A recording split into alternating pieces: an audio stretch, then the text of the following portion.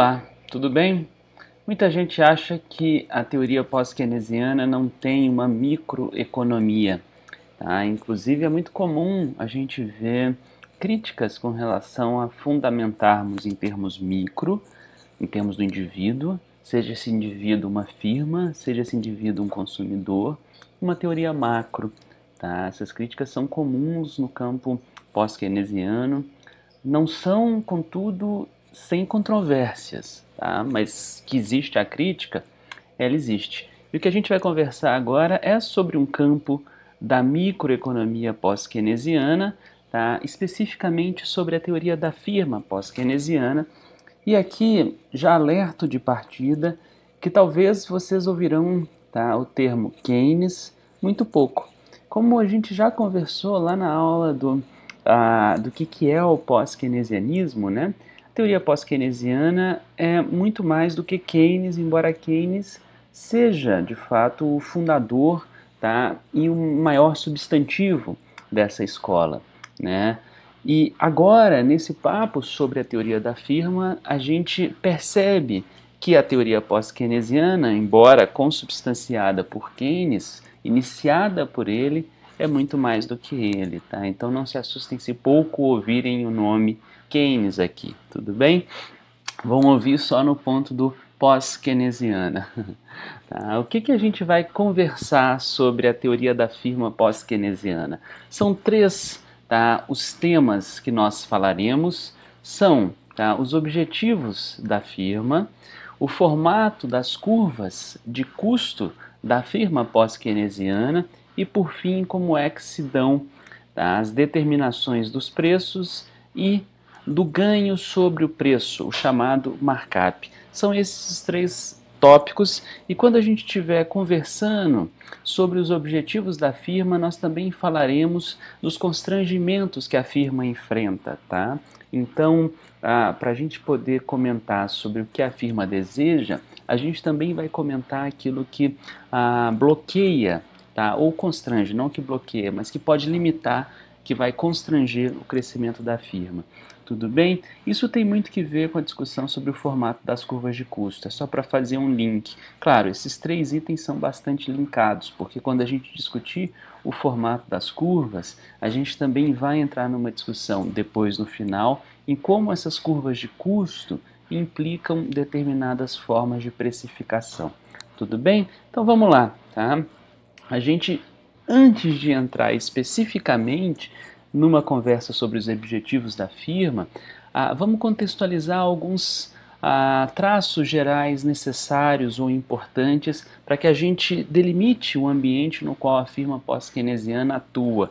São três esses traços gerais. Tá? Os traços que fazem a própria firma pós-keynesiana, ou seja, aqui a gente vai olhar efetivamente, vou desenhar uma casinha, tá? Mas para indicar que aqui a gente está olhando para a firma em si, tudo bem? A gente também vai olhar para o ambiente em que essa firma está, que no mundo pós-keynesiano, tá?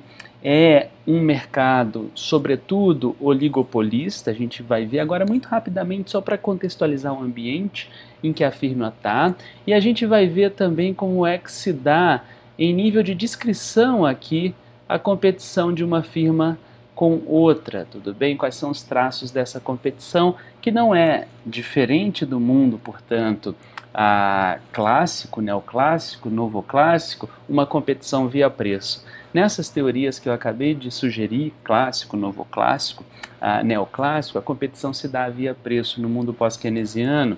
A exemplo do que acontece em outras teorias microeconômicas também, a competição não é via preço.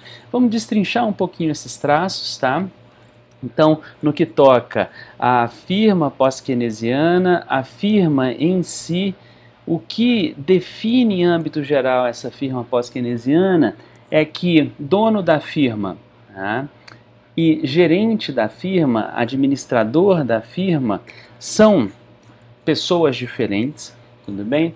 Então, só um detalhe, tá? Quando a gente fala firma, em geral vocês precisam ter em mente que nós na economia chamamos aquilo que no jargão popular a gente diz empresa, tá? Aqui no mundo da teoria econômica a gente chama de firma.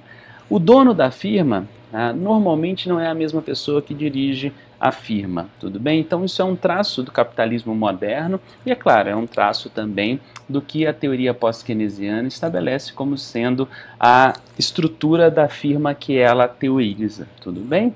O que mais que nós temos? Tá? Outro traço geral que a gente sempre vai perceber é que os custos marginais são constantes. Aqui tem uma palavra, relativamente, tá? Porque esses custos serão constantes na dimensão em que a firma estiver trabalhando com a capacidade normal que ela possui.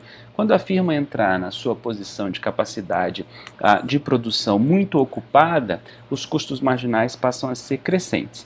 Mas, no espaço em que a firma estiver produzindo, tá, com a sua capacidade normal de produção, os custos marginais são relativamente constantes. Isso é, o custo de produzir uma unidade a mais é constante, ele não aumenta. No mundo da economia neoclássica, o custo marginal é, em geral, na firma normal, tá, crescente, diferente do mundo pós-keynesiano, em que o custo marginal é constante. A firma é gigantesca, nós chamamos inclusive, tá, de mega Corp, ou seja, Mega Corporation, tá? São grandes corporações, grandes empresas.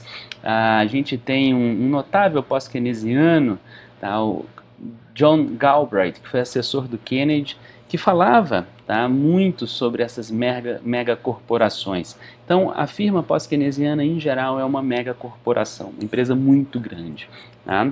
E o mercado típico mais comum em que a firma pós-keynesiana atua é o oligopólio, isto é, um tipo de mercado em que há competição, mas não há inúmeros competidores. Poucas empresas, oligo significa poucas, tá?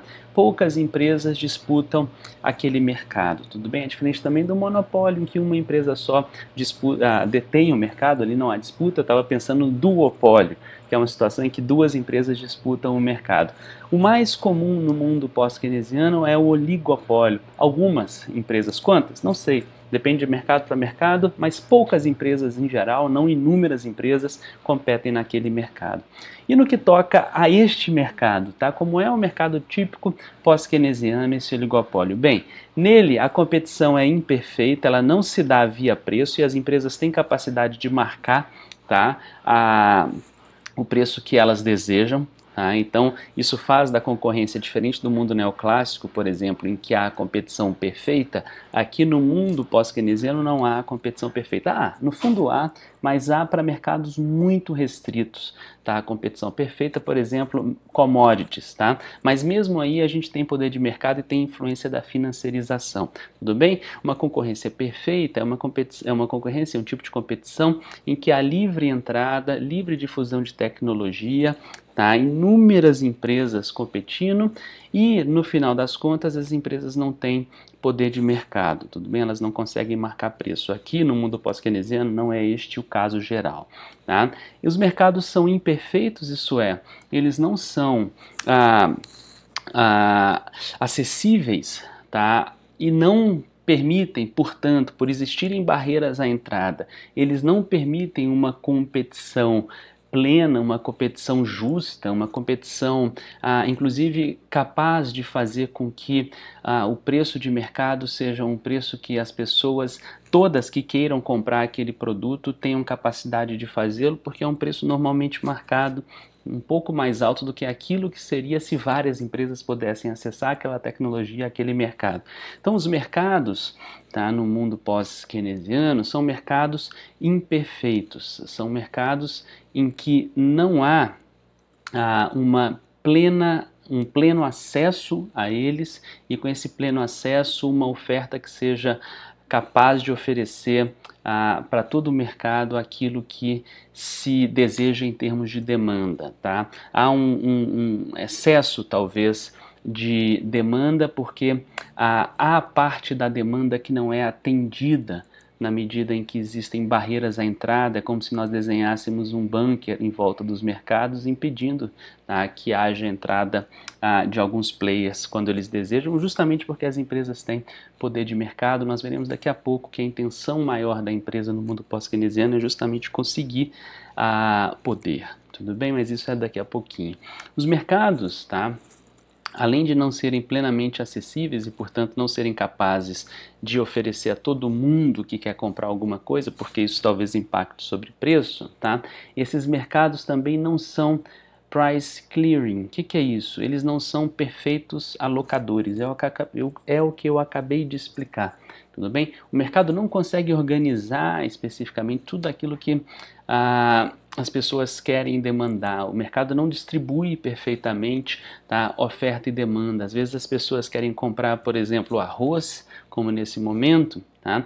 Mas a gente tem um desvio de demanda, de oferta, melhor dizendo, de um arroz produzido no Brasil em função da taxa de câmbio para o resto do mundo, quando o mundo está em entre safra e a gente não. Tá? A gente está no final de safra. Então, o mercado não é plenamente alocador, ele não é capaz de se organizar de uma forma ótima e eficiente que ofereça a todo mundo aquilo que as pessoas efetivamente querem. Tá? No mundo pós-keynesiano não é isso que acontece. E os preços, tá, não são resultado de oferta versus demanda. Alguns sim, alguns preços são, nós não excluímos isso no mundo pós-keynesiano, mas os preços são resultado de precificação sobre custo. Nós pegamos várias medidas possíveis de custo, nós veremos isso no final dessa conversa, e sobre essas medidas de custos, a depender do que a gente escolher, tá? A gente coloca um markup e assim a gente toma uma decisão de precificar. Logo, tá? Os preços são cost plus based e não são resultado meramente de oferta e demanda, como na competição perfeita neoclássica. Tá? Além disso, como é que acontece essa tal concorrência não preço? Tá? Essa concorrência não preço, ela envolve um conjunto grande de elementos, tá? Que não meramente o preço que decorre de oferta e demanda. Por exemplo, de imediato, os custos, que são inclusive, como eu acabei de falar, o grande elemento sobre o qual o preço vai ser marcado. Olha-se o custo e coloca-se um markup sobre ele.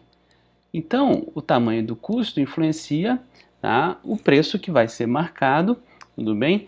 E, portanto, toda vez que se tiver um processo competitivo, o custo de produção é muito importante para que o processo competitivo aconteça.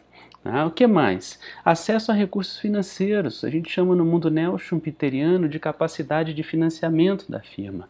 Tá? As firmas não têm acesso igual ao mercado financeiro. Imagina nesse exato instante. Eu estou gravando esse vídeo em setembro de 2020, a gente está vivendo uma pandemia. Tá? Micro e pequenas empresas não conseguem crédito.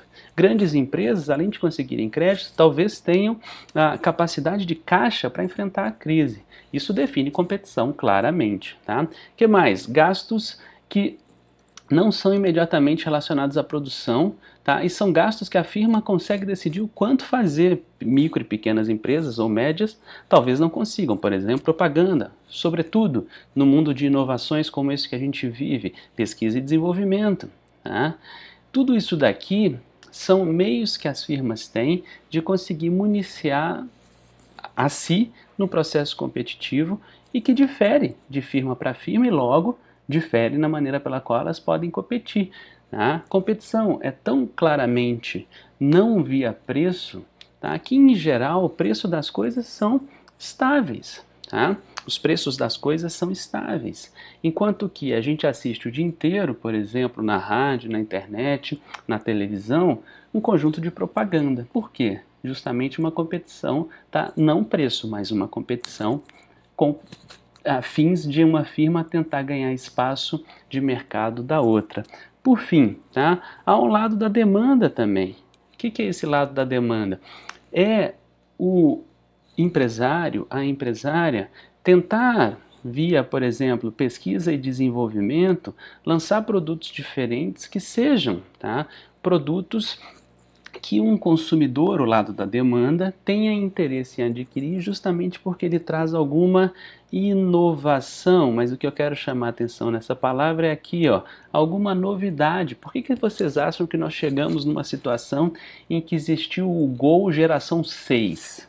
Tudo bem? E comparem o Gol do final, tá? Quando ele parou de ser produzido, com o Gol lá dos anos 80. Tudo bem? Por que que as coisas mudam? Por que que elas inovam? Por que que a gente está no iPhone 10 ou 11? Eu já nem sei mais, tá? Porque essa diferenciação faz com que exista demanda. Isso é uma forma de concorrência.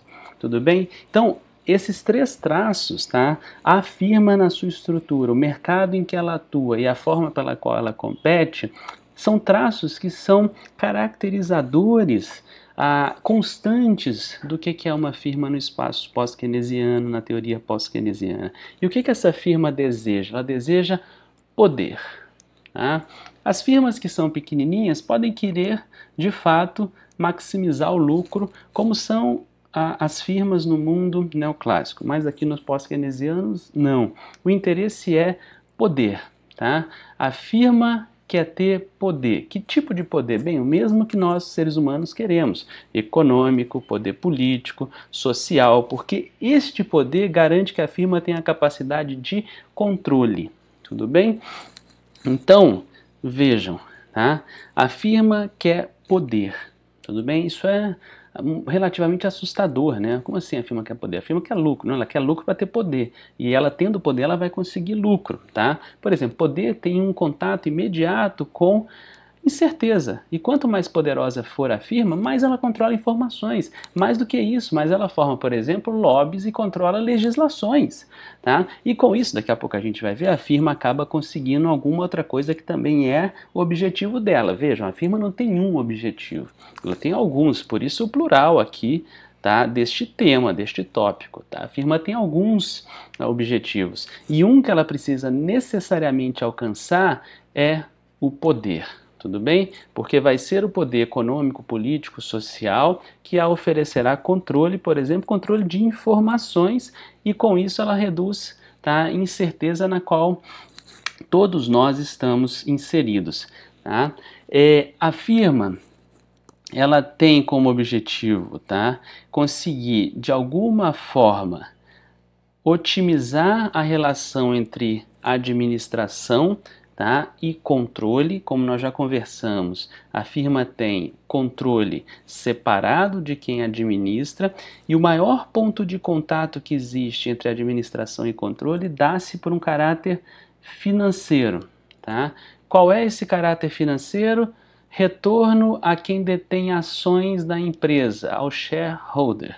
Como é que normalmente as firmas incentivam a administração dela e não o controle? O controle quer o retorno, shareholder, tudo bem? Ele quer trazer de volta algum retorno. Quem tem ação da empresa, shareholder, tá? Quer receber grana, quer ganhar com isso. Mas como é que se estimula quem está na administração a fazer com que o retorno seja o melhor possível? Bem, ofereça-se, tá, bônus, ganhos, salários, participação no lucro a quem está lá fazendo a firma existir no dia a dia. Então esse ponto de contato é um ponto de contato em que o shareholder, ao ganhar o seu retorno financeiro por ter ação da empresa, ele dá ao mesmo tempo para quem é administrador da empresa de fato, o gerente, os funcionários, o supervisor, o CEO, o CFO e por aí vai, tá? Ele dá um bônus para que tenha estímulo para se alcançar o máximo ganho possível para o shareholder, dá para entender? Então, o ponto de contato entre quem administra e quem tem a empresa de fato são ganhos financeiros oferecidos para quem tem ações da empresa, equities, tá? Então, isso vai ser percebido, por exemplo, no pagamento de dividendos, tá, para quem é detentor do capital social fundante da empresa, tudo bem? Ter um objetivo dessa natureza faz com que essa separação entre administração e controle, tá, consiga ser, de certa forma, balizado. Tá? Coloca-se uma restrição nessa divisão entre quem controla a empresa e quem efetivamente administra no dia a dia. Então, a maximização de lucros ao shareholder e, ao mesmo tempo, o fornecimento de bônus, tá, a quem está administrando e tocando o dia a dia da empresa, faz com que a empresa consiga alcançar seus outros objetivos. E, sobretudo, esse daqui. Ó, a gente falou agora há pouco, os primeiros dois objetivos que a gente apresentou da empresa é o poder, tá? E o poder versus incerteza fundamental. Para quê? Para que a empresa quer poder? Porque ela quer crescer ao longo do tempo, tá? Então tem um feedback effect aqui o tempo todo, tá? Para que a firma possa ser poderosa, ela precisa ser grande, tá? E para ela ser grande, ela precisa crescer. E para que ela possa crescer, ela tem que ir adquirindo poder ao longo do tempo, tudo bem? Crescer é uma questão de sobrevivência da firma. A firma que fica estagnada no tempo tem muito mais chance de acabar do que aquela que consegue ter dinâmica de crescimento. Tudo bem? A gente vai ver isso daqui a pouquinho, um pouco mais de detalhe. Tudo bem? Olha só, a firma vai enfrentar alguns constrangimentos ao crescimento, tá? E sempre lembrando que crescimento da firma a oferece poder, enquanto que o poder a oferece capacidade de crescimento. É o feedback effect aqui, tá? Um dos constrangimentos que a firma precisa superar para poder crescer e ser poderosa é ter lucro. Então é uma coisa óbvia, né? Percebam, isso daqui não quer dizer que a firma esteja mirando o lucro máximo, tá? O shareholder, ele quer o maior ganho possível, mas ele quer o maior ganho possível no tempo também. E para isso a firma precisa crescer e ganhando poder, então a gente tem que ter de alguma forma um reinvestimento de lucros. Mas a gente precisa ter, antes de ter reinvestimento de lucro, a gente precisa ter lucro. Tá? Então o constrangimento que a firma enfrenta, um primeiro, é a lucratividade. Tá? E aí a firma normalmente vai colocar metas de lucro que são anuais, ela não é a maximizadora de lucro o tempo todo, tá? E nem um número ótimo como que é a economia clássica. A firma, ela coloca uma racionalidade processual, tá? Ou seja, uma racionalidade dinâmica que muda de tempo em tempo para aquilo que ela ansia ganhar de lucro. Tá? E essa forma de a gente estabelecer de ano a ano uma determinada meta de lucro é chamada de satisficing, tudo bem? Que é muito cara ao Simon. Herbert Simon criou essa terminologia da racionalidade satisficing. É aquela que coloca metas alcançáveis no curto prazo e vai de meta em meta, tá, estabelecendo a sua dinâmica ao longo do tempo. Então, para a firma vale igual. A cada ano ela coloca uma meta de lucro e busca ali se satisfazer. Tudo bem? Nós temos, tá, outro constrangimento, a própria questão dos lucros da firma, que como nós estamos tratando de mega corporations, né, essas firmas acabam tendo um conjunto muito grande de ativos, um conjunto muito grande de operações, e aí elas se tornam muito difusas. Quem é que controla e administra isso? Os gerentes da firma, tá? E são eles que têm que fazer a todo tempo a firma conseguir conciliar os seus interesses difusos para crescer e lucrar. Tudo bem? Porque será por meio desses lucros que a firma vai conseguir, portanto, reinvestir e crescer. Mas o tamanho da firma e os seus interesses e os seus ativos muito diferentes, tá? Os seus próprios recursos humanos muito díspares, isso é um constrangimento para que a firma consiga esse processo de lucro, reinvestimento e crescimento. Tá? Os gerentes são responsáveis para organizar isso daí dentro da firma. E por gerente, não entenda só o gerente, entenda todo o quadro de administração de uma firma, que vai lá do presidente para os VPs e daí para os diretores e assim sucessivamente. Tudo bem? Por fim, tá? A firma sempre vai enfrentar uma determinada dicotomia, que é maximização de crescimento versus maximização de lucros. Tá? A gente vai ver daqui a pouquinho que nem sempre o momento de máximo lucro é o momento de máximo crescimento da firma. E a firma vai ter que, ao longo do tempo, administrar essa questão de ganhar mais ou de aceitar ganhar menos, mas para se expandir mais. Tudo bem? São constrangimentos que a firma precisa enfrentar e há mais desses constrangimentos. Tá? Um outro constrangimento que existe é a chamada fronteira financeira. Tudo bem? O que é a fronteira financeira?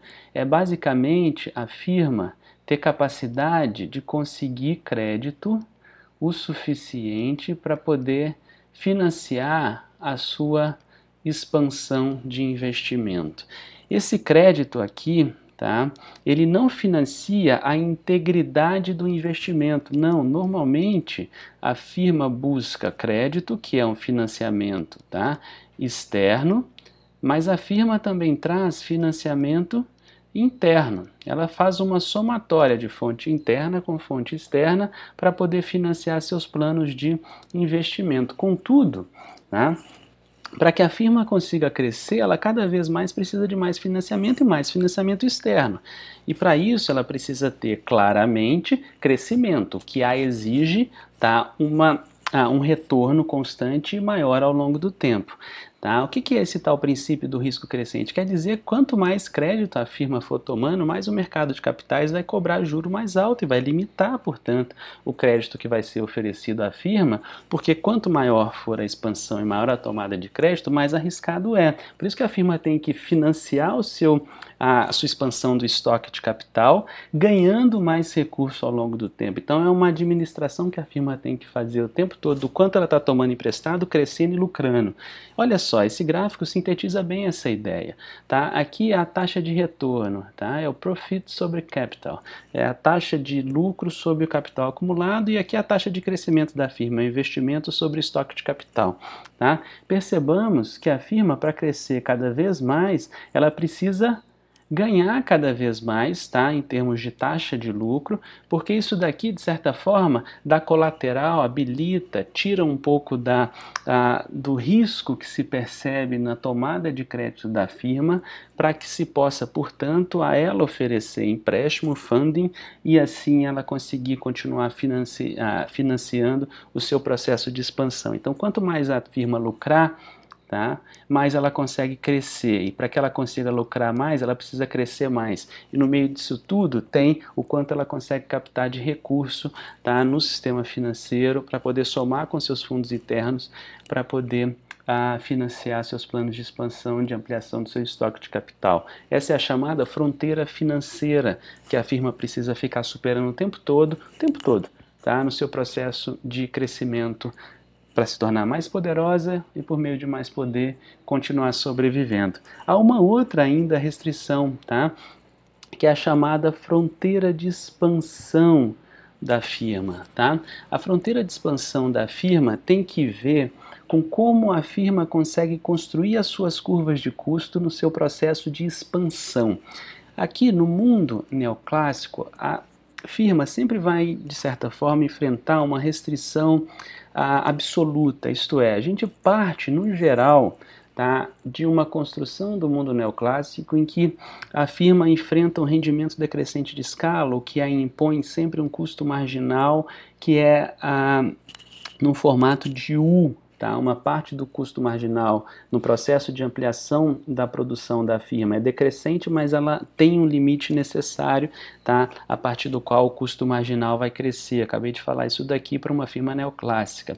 Tudo bem?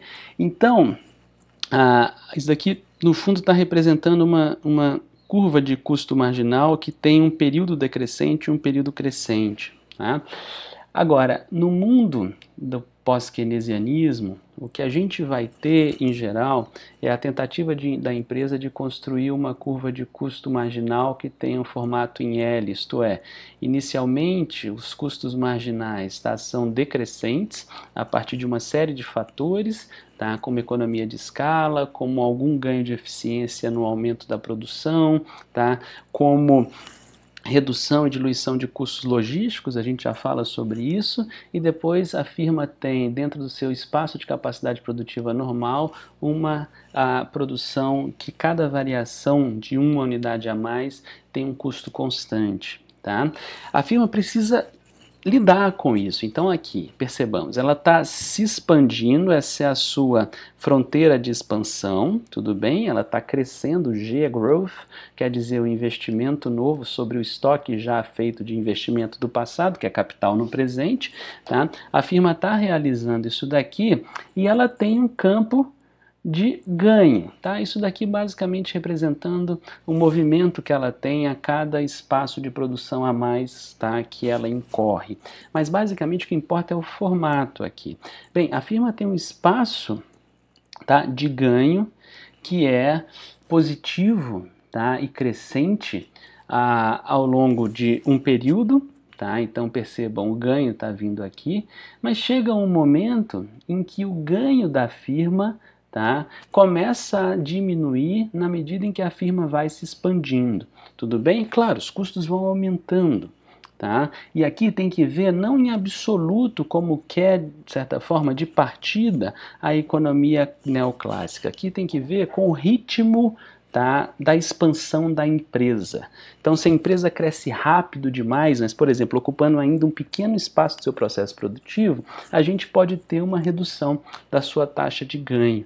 Tudo bem? Porque o que importa aqui no R, que é, tá, o ganho, o profit, tá, o lucro sobre o capital, isso daqui é uma taxa, bem como isso daqui é uma taxa. Então o que a gente está falando o tempo todo aqui é não de um nível absoluto, mas de uma taxa de variação. Então, vejam só, tá? Isso daqui é o importante. Aqui a gente está juntando a fronteira financeira com a fronteira de expansão. A firma vai maximizar o lucro, tá, no seu ponto de fronteira, né, financeira R, tá, com uma expansão, tá, que está colocada para esse nível de fronteira financeira. Tudo bem? Nesse exato instante aqui, a firma tem a sua expansão com ganho máximo. Aqui é o ganho máximo que a firma tem. Se a gente tivesse numa maximização de lucro, aqui seria o ponto da fronteira de produção, vejam só, tá? Que a firma pararia de produzir, tá? Nesse ponto R aqui. Aqui é o retorno máximo, return, R de return. Mas o objetivo da firma não é efetivamente ter o maior lucro, como quer a economia clássica. A firma vai continuar tomando crédito até chegar nesse ponto G, tá? Que é o ponto do growth, porque nesse ponto, mesmo com um retorno menor, a firma consegue ter um G maior, ou seja, um crescimento maior. Tá? Então isso daqui, esse ponto G, está mostrando para a gente um ponto em que a firma consegue tomar crédito, ela consegue superar a sua fronteira financeira, tudo bem? Fronteira financeira que a gente está vendo aqui, o movimento, tá? É a reta inclinada, tudo bem? Veja, é essa reta aqui.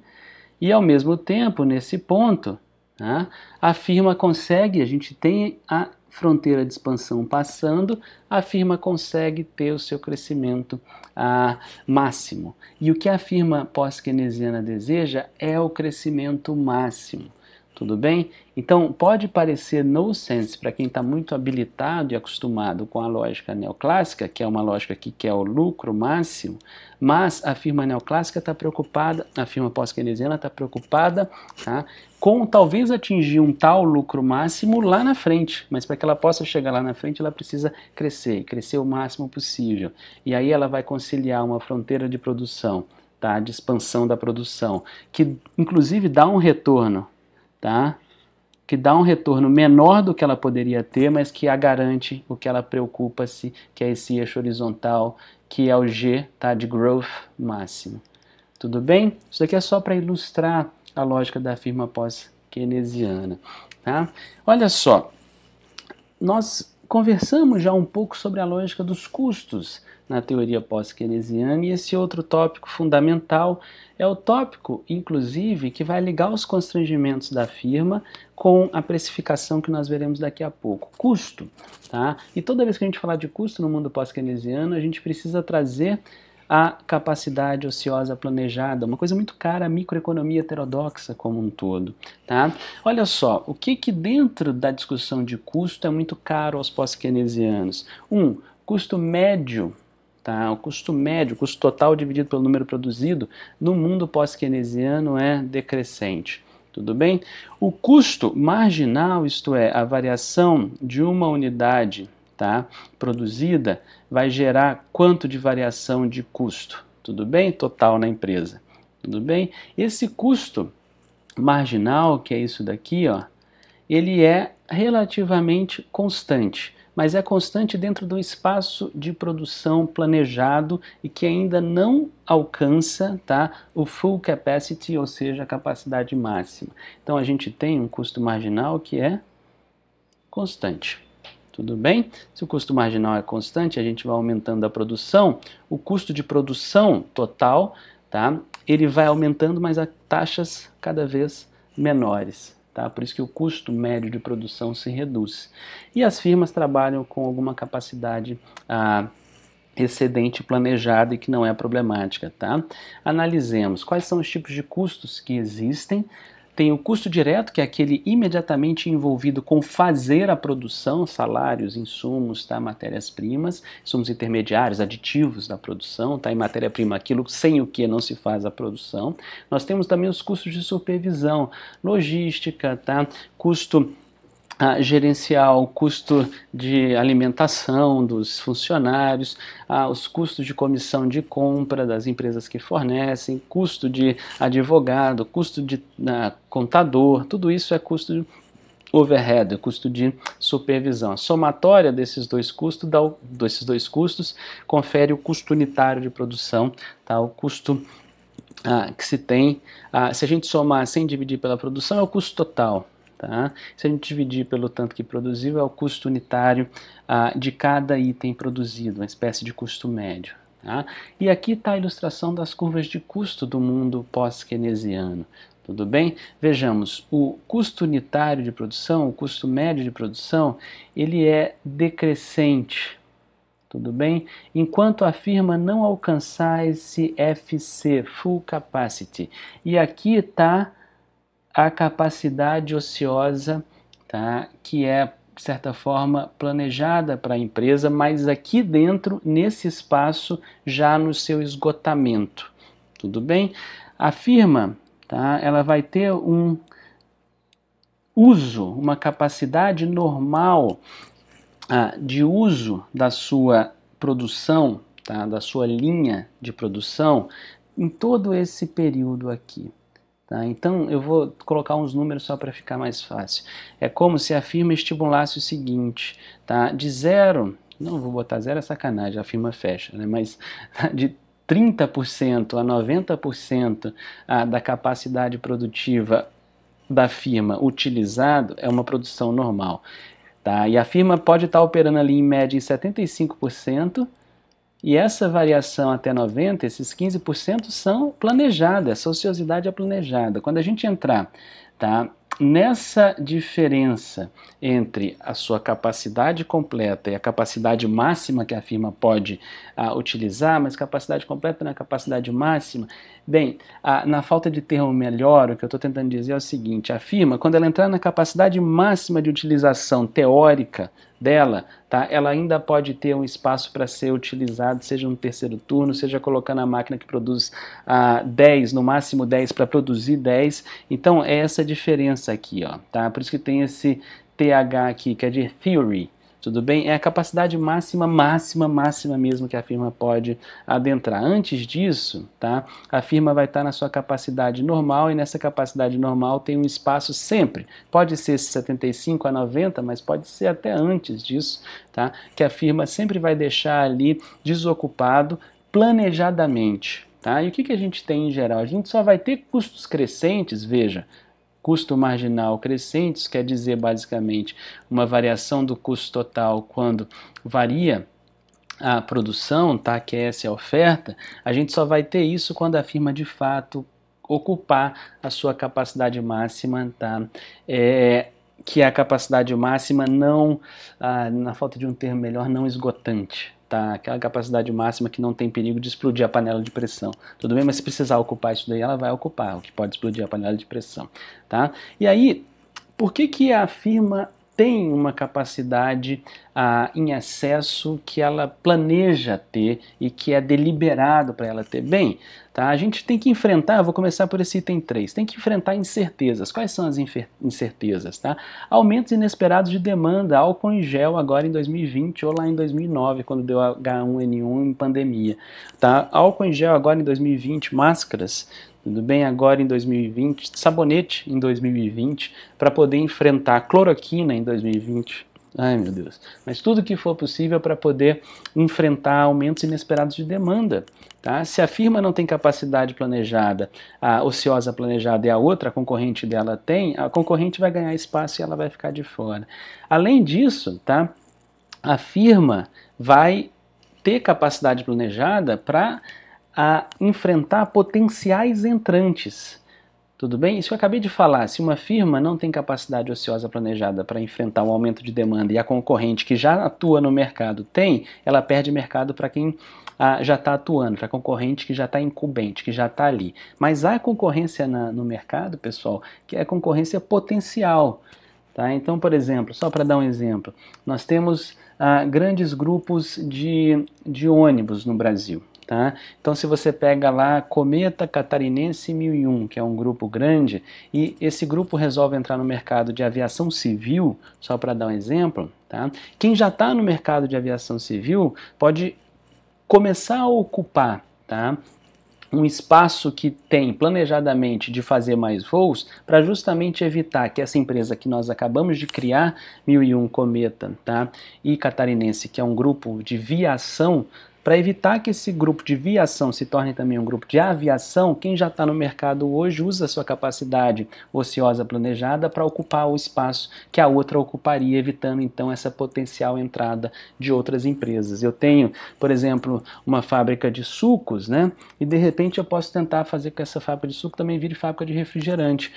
Mas antes de eu fazer isso, quem já está no mercado produzindo refrigerante começa a produzir mais para justamente ocupar o espaço que eu ocuparia de outra forma, tudo bem? Seja para atender oscilações de demanda que nós não esperávamos, seja para impedir a entrada de potenciais entrantes, a capacidade ociosa planejada ela elimina ou ela reduz incertezas no mercado, tudo bem?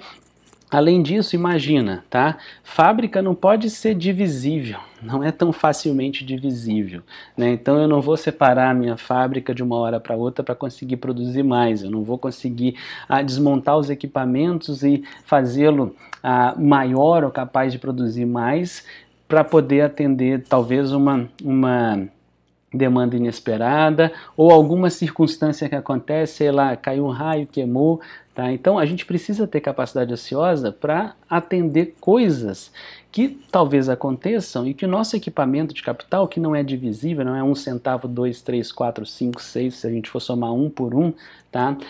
Que essa indivisibilidade impede que nós tenhamos então reatividade ou flexibilidade suficiente para poder atender a elementos que aconteçam, tá? E a gente não tem capacidade de prever ou capacidade de resolver em curtos períodos de tempo. Além disso, a gente não pode transformar ser humano em máquina, por exemplo. Não existe substituição plena entre fatores de produção. Então a gente tem que ter um espaço aberto de produção para poder ocupar quando for necessário, tá? E se a gente tiver com o aumento de demanda, vou produzir álcool em gel, por exemplo, de agora em diante, 2020 em diante, álcool em gel vai ser muito mais utilizado. Eu não consigo fazer isso do dia para a noite. Então, se eu não tivesse capacidade planejada, tá, de ociosidade, eu não conseguiria imediatamente atender uma determinada demanda, e até que eu conseguisse atender produzindo uma nova planta levaria muito tempo. Tudo bem? Por isso que a gente sempre calcula alguma capacidade ociosa planejada, deliberada. Tudo bem? Vamos lá, o último ponto, tá? É o ponto da precificação na teoria da firma pós-keynesiana, tudo bem?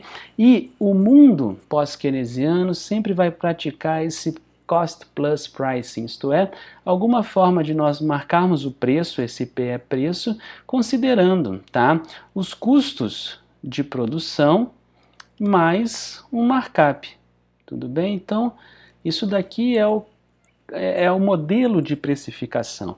Isso daqui, tá, não é uma teoria de preço relativo, é uma teoria de decisão de como colocar o preço em algo. Teoria de preço relativo é de oferta e demanda organizando o mercado no mundo neoclássico. Não tem nada a ver com isso daqui. Isso daqui é uma teoria, tá, de como a gente vai definir qual preço marcar para os nossos produtos, dado que nós somos oligopolistas megacorp e marcamos os preços dos nossos produtos. Pode ter, nós veremos isso agora, algumas discrepâncias na teoria pós-keynesiana sobre como efetivamente o cost plus pricing é feito, tá? preço baseado em custo. Como ele é feito? Qual custo vai se olhar? Mas que a forma de decisão de preço é essa, não há dúvida na teoria pós-keynesiana. Qual a forma? Isso pode ter controvérsia, tem 5 formas, tá? Mas é desta forma, com alguma dessas 5, que o preço é marcado. Tudo bem? Olha só, umas características gerais dessa lógica do Cost Plus Pricing, tá? Os preços, eles são definidos, marcados pelas firmas, tá? Para cobrir os custos e para dar algum ganho. Eles não são alocadores eficientes. A gente não está falando de teoria de preço de um produto A versus preço do produto B, ou seja, preço relativo. Não é esse o nosso ponto.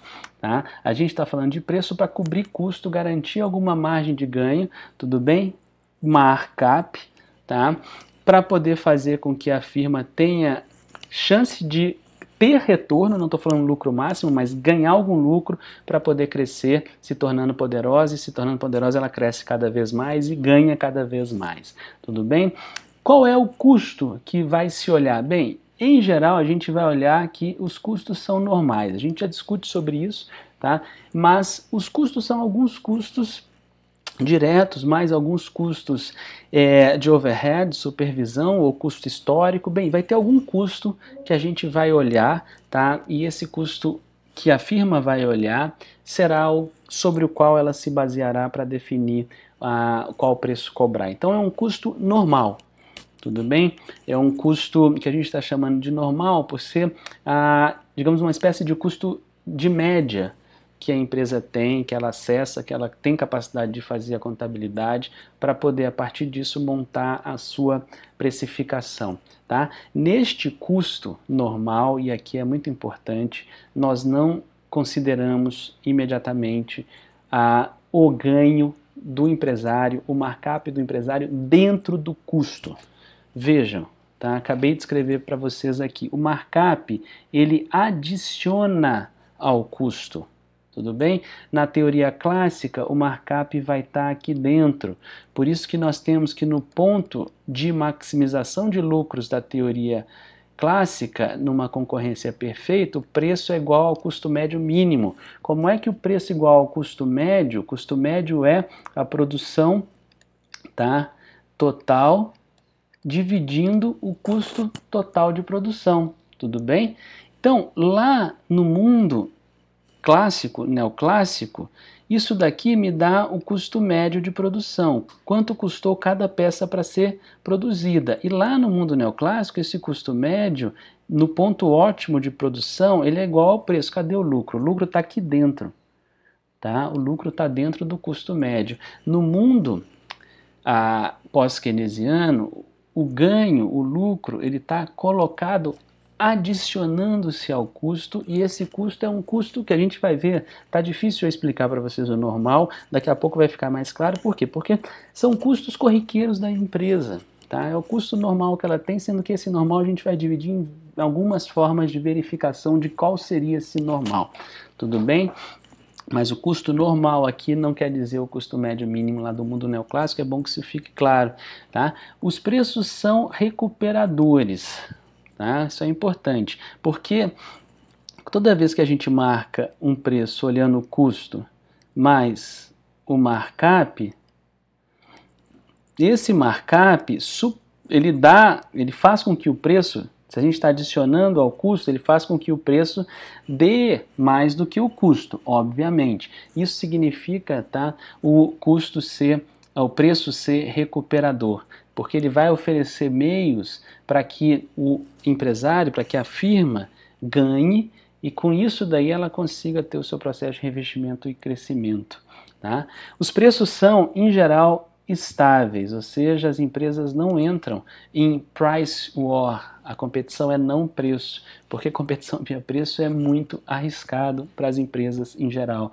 É por isso que elas fazem competição diminuindo o custo, é por isso que elas fazem competição diferenciando o produto, é por isso que elas fazem competição de formas discricionárias, com gastos discricionários, como propaganda, como pesquisa e desenvolvimento, tá? Como bonificação dos seus colaboradores, o que é a mesma coisa de funcionários, ou melhor do que tudo, trabalhadores. Tá? Então, as firmas mantêm, em geral, preços muito estáveis, querem ver uma forma de nós enxergarmos isso daqui toda vez que há redução, por exemplo, de pacote de bolacha, tá? De garrafa de algum líquido em que se diz produto foi reduzido em tantos por cento, tá? E as empresas fazem isso para tentar manter o preço mais estável possível, até porque isso fideliza o consumidor. Pois bem, tá? O que mais que nós temos de características gerais do Cost Plus Pricing? Essa daqui também é muito interessante, tá? Não há, em geral, uma relação inversa entre a quantidade demandada e o aumento de preço, tudo bem? Em geral, tá? As pessoas são fiéis a alguns produtos e no mais das vezes, há um conjunto grande de produtos, tá? E mesmo com algumas variações positivas de preço, a gente não enxerga, como que é a teoria neoclássica, tá? A gente não enxerga redução na demanda por esse produto. Os preços não organizam o mercado, tá?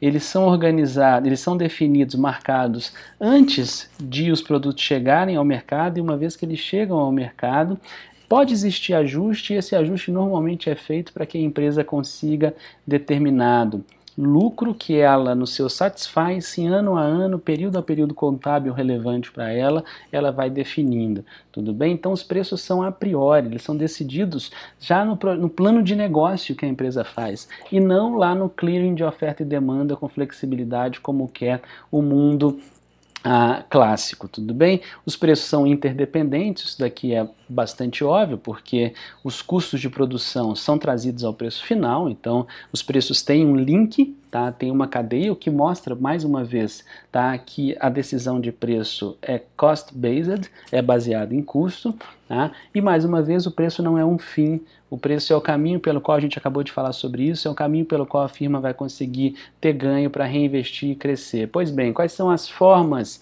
tá, de precificação? A gente tem Kalekiano típico, que é o markup pricing, em que se pega, tá, o custo direto unitário de produção, tá, aquele que envolve o processo produtivo em si, e coloca-se um markup.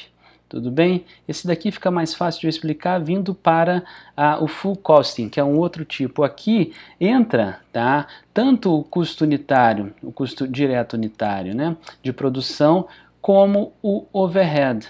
Tudo bem? Então aqui nós temos a teoria do custo total. Sobre esses dois custos se coloca o markup, e isso daqui define, tal qual aqui em cima, o preço. Então, qual a diferença do markup pricing para o full cost pricing?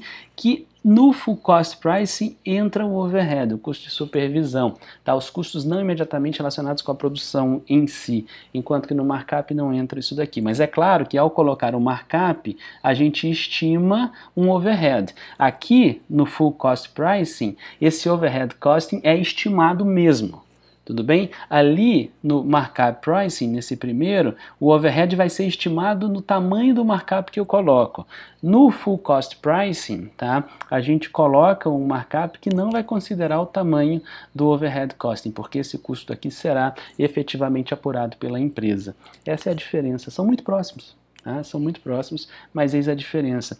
Tá? A normal cost pricing é diferente do normal cost ali atrás, mas o normal cost pricing quer dizer o custo para um uso normal ou dentro do planejado da capacidade produtiva.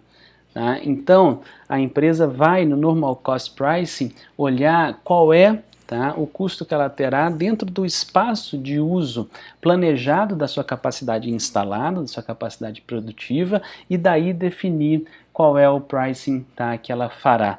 Então aqui está olhando para a estrutura de uso médio planejado da produção, tá? Enquanto nos dois anteriores é uma coisa mais marcada de acordo com o nível naquele instante da produção. Eis a diferença, tudo bem? Acabei de falar para vocês que a gente tem diferenças nas formas de olhar o cost, mas todas as formas de precificação pós-keynesianas sempre envolvem algum cost. Qual? Há controvérsia aí dentro. A controvérsia está clara aqui. Esse normal cost pricing considera o espaço de produção planejado como um todo, tá? Enquanto markup pricing e full cost pricing vão considerar a escala de produção naquele momento, tá?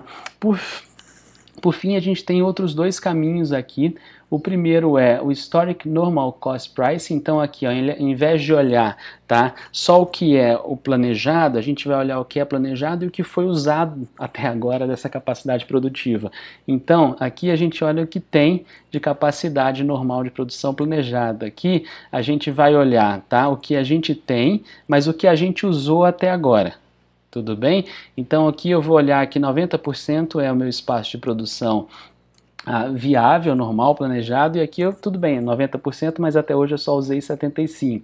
Então isso me dá o Historic Normal aqui, tá? E por fim, Target Returning Pricing. Isso daqui vai colocar no markup, então eu vou colocar custos e vou colocar um markup, tá? E nesse markup se insere, desculpa o desenho ruim, nesse markup se inserirá, tá, um retorno, um lucro, um ganho geral que a firma está esperando atingir em determinado período de tempo.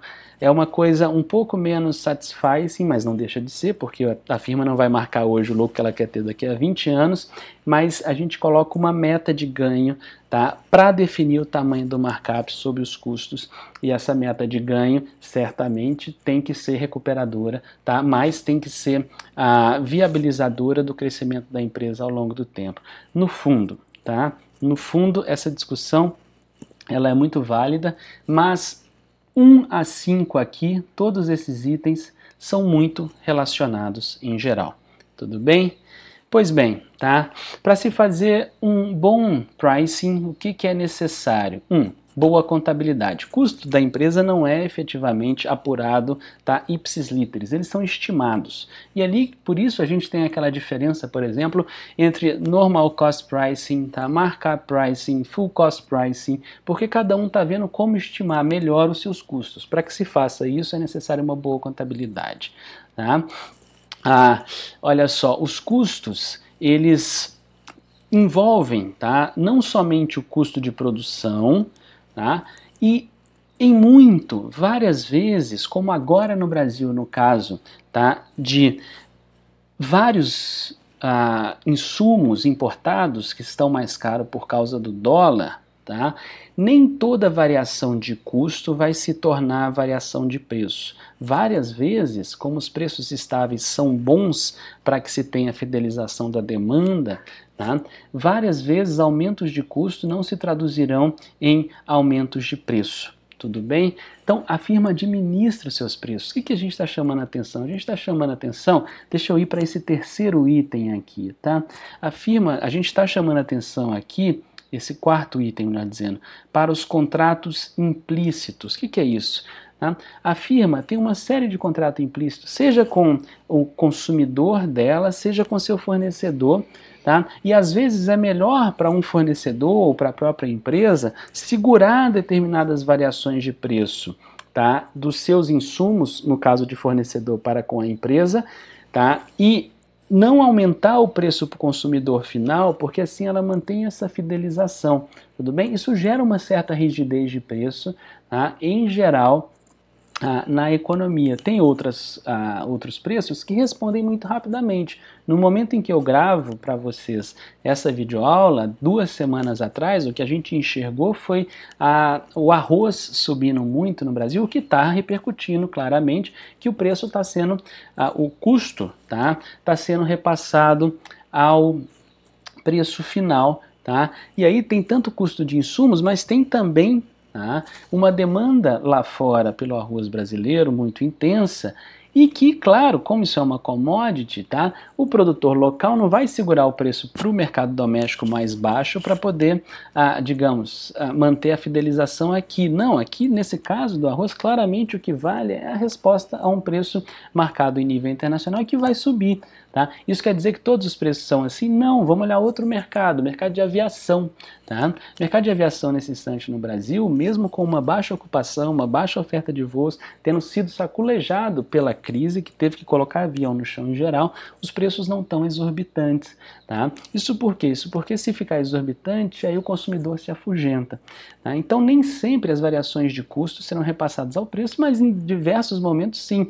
E muito, tá, do que impede o repasse do custo para o preço automaticamente, instantaneamente, são esses contratos implícitos, é aquela coisa tácita que a gente não combina, tá? Mas que acontece, é um compromisso ali não declarado, mas que acontece o tempo todo e acaba gerando isso daqui, ó, a rigidez de preço. Tá? Há também a possibilidade, eu vou para o terceiro item agora, de que várias empresas sigam a líder, tá? Que essa líder, que é a mais eficiente do mercado, ela seja uma espécie de barômetro, de termômetro para que as outras empresas que são, nesse caso, takers, tá? Mas são acompanhadoras, seria melhor o nome followers, para que elas olhem para as firmas que são as líderes, tá? Que definem o preço e elas acabam seguindo também aquilo ali para ficar no mesmo bojo, no mesmo métier do que as empresas do mercado em que elas atuam estão em termos de preço colocado. Tá? E por fim, a gente já viu isso daqui, variações de demanda, tá, não impactam tanto o preço da mesma forma que os preços não impactam, tá, muito fortemente a demanda. Não estou falando de choque de preço exorbitante, a gente está falando do dia a dia normal das coisas. Tá? Ao mesmo tempo, muito do que explica as empresas deixarem capacidade planejada, tá, ociosa, é justamente elas poderem atender com variação de quantidade a um mesmo preço, tá, eventuais aumentos de compra, de procura. Tudo bem? Então, o que nós temos? Tá? Variações de demanda intensa não repercutirão enquanto variação positiva intensa de preço, mas vão repercutir enquanto produção maior. Tudo bem? Pois bem, tá? A gente já está terminando. Síntese do que é um pricing. Tá? As empresas colocam algum markup sobre alguma estrutura de custo que elas consideram normal a partir de um uso normal de capacidade instalada. As empresas têm, eu comentei com vocês daqueles 5 métodos de pricing, que aquilo era, digamos, estancar alguma coisa que no fundo funciona muito proximamente. Tá? As empresas mantêm uma meta de retorno em mente, elas o tempo todo têm, ao fazerem o pricing, colocarem seu markup, uma meta que elas querem, tá? Então aqui é o Target Returning Pricing. Tá?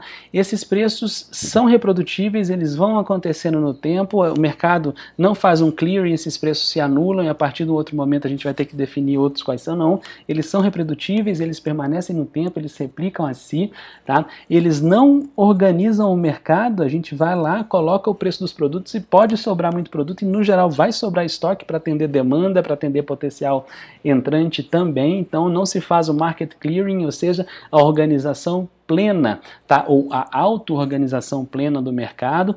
Os preços são uma forma de se conseguir o crescimento da firma ao longo do tempo, tá? Porque eles conseguem os retornos, oferecem à firma os seus ganhos para que elas acumulem os recursos internos. Esses recursos vão se tornar investimento, claro, e quanto mais recurso interno a firma tiver, mais ela consegue ao mesmo tempo, tá? Porque para ter mais recurso interno a firma tem que ter profiting, ela tem que ter ganho. E quanto mais ela conseguir isso, mais ela consegue recurso externo, financiamento para financiar o seu processo de crescimento. É a fronteira financeira que nós vimos lá atrás. E tudo isso está relacionado com o quê? Com o pricing. E o pricing no mundo pós-keynesiano é sempre cost plus, é sempre baseado em custo. Então, quase terminando, tá? Vamos lá, o que define a taxa de retorno meta colocada pelas empresas? Bem, são várias coisas.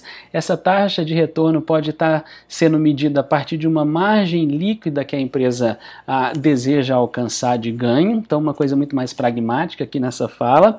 Essa margem, esse ganho, tem que buscar superar as restrições da fronteira de expansão e da fronteira financeira, ou seja, os constrangimentos que a firma encontra no seu processo de crescimento e sobrevivência na busca pelo poder, tá? E ela vai variar de acordo com o que algumas teorias colocam de maneira diversa. Então, se a gente olha, por exemplo, para Marx, vai variar de acordo com a relação entre trabalhadores e capitalistas na luta de classe. Tudo bem? Isso daqui é meio que perpassar o que a teoria heterodoxa diz. Se for de acordo com Sraffa, tá? A gente vai ter a questão do preço gravitacional, que é dado pela taxa de juros. Teoria super bacana. Então, a taxa de juros oferece uma referência de preço para a sociedade como um todo, tá? E os preços da sociedade buscam, de certa forma, gravitar em torno do que a taxa de juros está oferecendo.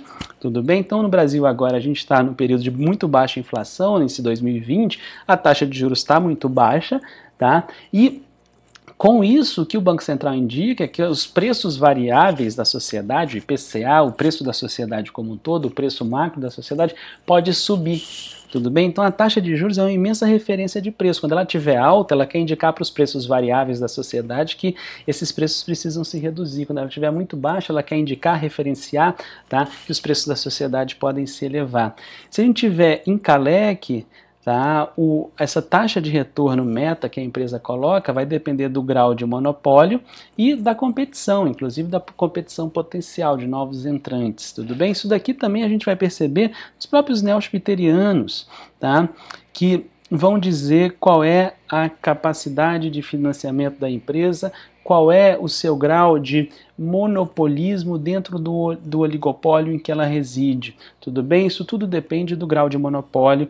O grau de monopólio não quer dizer uma empresa só atuando, quer dizer o quão grande aquela empresa é no pouco, tá, conjunto, no pouco grupo de empresas, no pequeno grupo de empresas que com ela atua no determinado mercado. Então, o grau de monopólio é o quanto de poder de mercado uma empresa tem sem que ela seja efetivamente a única empresa ali dentro. Isso daí, claro, define qual é, tá, o retorno que ela pode colocar como meta, obviamente. Quanto mais competitivo, menor o retorno meta que você pode estabelecer. Tá? Se a gente estivesse olhando para a escola de Cambridge, né, a gente estaria dando atenção para a taxa de crescimento do capital necessária. Então, se a gente está olhando lá para Cambridge e Yale, né, Cambridge no Reino Unido, o que eles colocam é que a taxa de retorno, a meta vai depender do grau da taxa de crescimento do capital que uma determinada empresa procura ter. Então, a mistura disso daqui, no fundo, é que vai estipular qual é a taxa de retorno meta que uma determinada firma colocará quando ela estiver fazendo um markup sobre o custo de produção que ela tem, definindo dessa forma seu preço. Tá certo? Então, se vocês achavam que não existia uma teoria da firma pós-keynesiana, tá, neste âmbito da microeconomia pós-keynesiana, espero que vocês tenham visto que tem muito, tá, a ponto de essa aula ter ficado super longa, mas importante que desse jeito a gente conversa sobre quase tudo o que dá conta da teoria da firma pós-keynesiana. Um grande abraço.